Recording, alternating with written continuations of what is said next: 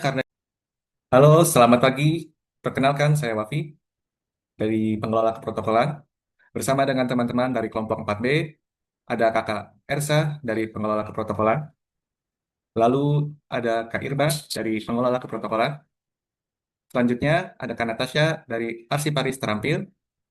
Dan yang terakhir ada Kak Kirana dari MSTM Non-ASN dari Biro STMR. Langsung saja masuk ke bahasan kita yang pertama untuk Kak Ersa. Bagaimana cara Anda sebagai CASN dalam memaknai rasa bangga sebagai warga negara Indonesia? Gimana Kak? Di lingkungan kerja kita Kak. Oke, terima kasih atas kesempatannya ya. Oke, menurut saya dengan cara mengimplementasikan sikap perilaku yang mencerminkan rasa bangga terhadap bangsa, karena kita sebagai CSN adalah warga negara yang terpilih di tengah-tengah masyarakat dan harus menjadi contoh bagi mereka.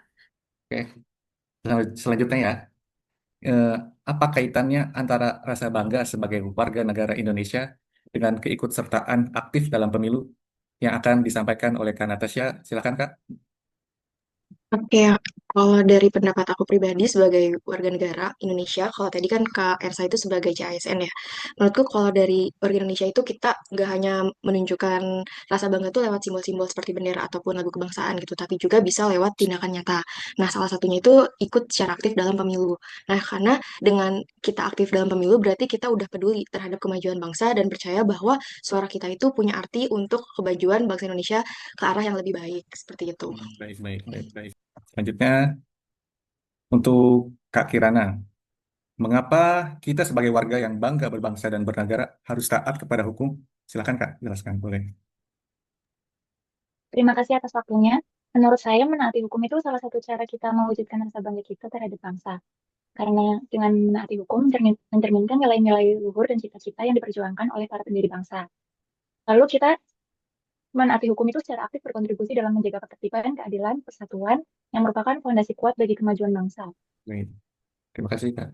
Untuk yang terakhir nih, untuk Kak Irma, mengapa sih kita harus melestarikan budaya kita, yaitu budaya Indonesia? Silakan Kak.